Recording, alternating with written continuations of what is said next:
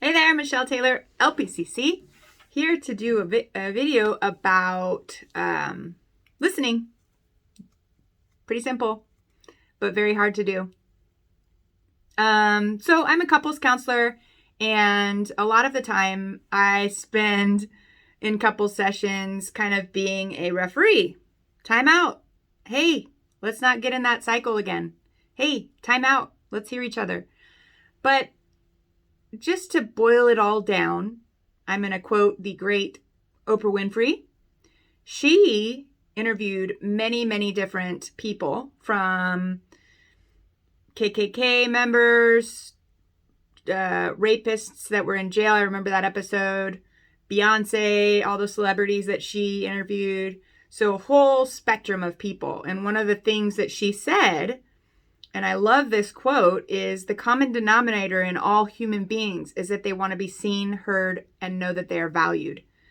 So if we think about that from a listening perspective, what an interviewer does is they make the person they're interviewing feel seen, heard, and know that they have value.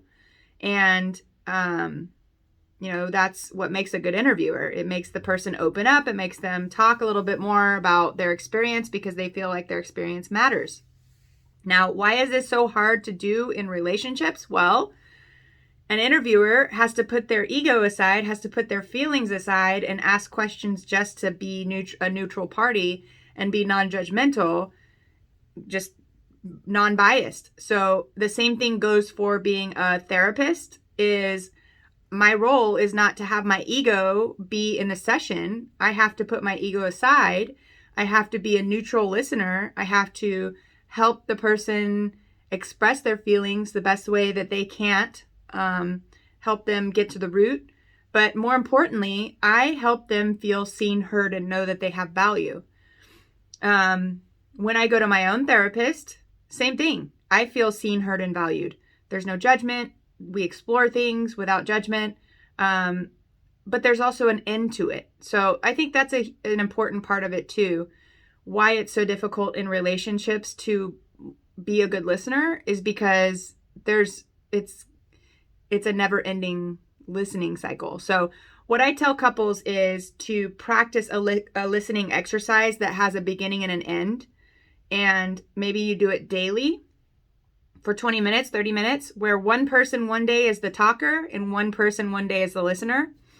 What that does is you have specific roles for a certain set amount of time. If I was a listener all day, every day, and I didn't get a chance to be heard or seen or valued, I couldn't be as good of a therapist as I want to be because I haven't gotten my own self-care or my own feelings attuned to. So it's really important for me to know that I have to set a time limit for how many clients I can see a day before I need to do my own self-care, before I need to turn my own ears off and listen to my own feelings, or go to my own therapy session, or call a friend, or talk to my partner about something that matters to me, about myself, because my ego needs to be heard and seen and valued as well.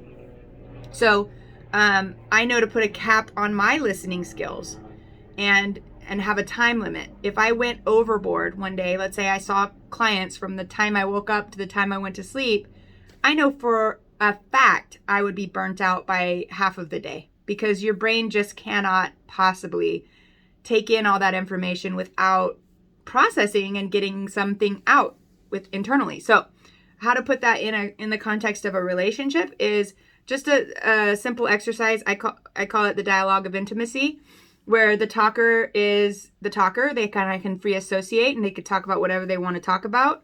The listener is the listener, and the role of the listener is extremely hard. I'm not saying it's easy at all. It's extremely hard because you literally have to tell yourself, I'm putting my ego aside. I'm simply going to be a neutral party here and get in their experience with them and help them feel seen, heard, and valued. So what that looks like is you say things like, man, that must feel really frustrating. Man, you must have felt very betrayed. Trying to get into their discomfort with them. A lot of clients feel frustrated because, as the listener, because there's no cap to it. Like they feel like it's a never ending, oh, when is this going to end? It is tiring to be the listener. So that's why I say put a time limit on it. 20 minutes. Perfect. If you can go longer, great. But at the beginning, don't go any longer than 20 minutes. So when you experience their pain with them, it's also not about trying to problem solve. I think that's what a lot of people want to do, is they want to take away the pain. That's not the role of a listener. The role of a listener is simply to listen, and to help them express themselves better. Get to that root feeling. It's not problem solving. People can problem solve their own self. They don't need help doing that. What people need is to be seen, heard, and valued. That's the root. That's simple, but it's hard to do. So when you're doing that listening exercise of talker and listener, talker can talk about whatever they want. Listener's job is to be in their experience with them, to feel the discomfort, sometimes even in silence. You don't have to feel the silence. Just sit with them in the pain. I remember, and I'm going to do a shout out to one of my mentors, Jeff Young.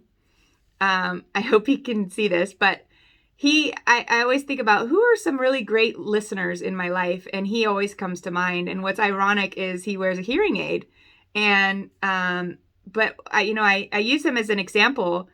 What makes him such a good listener? Well, it truly is. He makes you feel like you're really he really understands you and your experience. And it's not even by the fact that he can hear everything you're saying. It's the fact that he is leaning in, his eye contact is right there. He's nodding and like kind of mirroring the same facial expressions that you're exuding.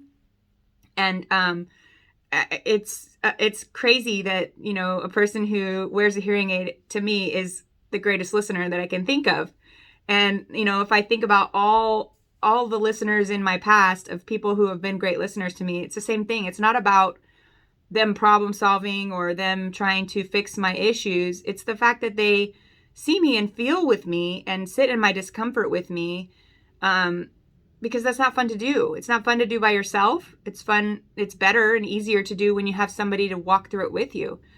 That's the role of a listener. That's what a therapist does. That's what, psychics and stuff do, is they sit and they listen to your experience, and they make you feel seen, valued, and heard. So that's the trick. Really, it sounds so simple. It's harder to do. If you were to try this exercise with someone, just make sure that you keep it equal. So like one day you're the talker and the next day you're the listener, because it is hard to be the listener. You don't want to be the listener all the time. You've got to switch. And just make sure as the listener, you are in a space to listen. If you've had a really bad day, you got to put some boundaries up and say, I can't do the listening exercise. I'm not my best self right now. Do your own self-care to get there. And then when you do the listening exercise, your role is to ask clarifying questions. What does that feel like to you? Or, exploring what they're feeling. A lot of exploration, like you're a little explorer going on an adventure together, trying to figure this out. But more importantly, you say the feeling words that they're trying to get at. You can even use synonyms, right? There's a lot of ways to say mad, glad, sad, and fear. Mad, there's frustration, there's betrayal, there's anger, there's livid, furious, lots of stuff. And when they say one word, you can say all those synonyms to help them, feel heard and understood. The more you can use those feeling words with them, the more they're going to be like, yes, you understand, you get it. And that feels amazing. When somebody understands what you're feeling and experiences that with you, it feels really, really good. So try it out. Do it with somebody that you feel safe with, that you feel like is open to trying the listening exercise. If you want, you should try listening first, so you know how hard it is. It is really hard to put your ego aside and just simply listen and be in their experience with them, whether you agree with it or not. I think that's one of the things that, as a therapist, that I had to learn early on, is it doesn't matter what my feelings are. It doesn't matter what my opinions are. It matters what their opinions are and what their experience is. So, for example, if I'm working with somebody who has schizophrenia and they see there's a hallucination going on, there's a pink elephant in the room, I can't sit there and go, no, there's not. That's not being a good listener. What a good listener would do is, oh, well, tell me what that elephant looks like. What are they saying? What are they doing? And getting in that experience with them, even though I don't see it, I would still be curious and maintain that curiosity about the elephant and help them feel seen, heard, and valued.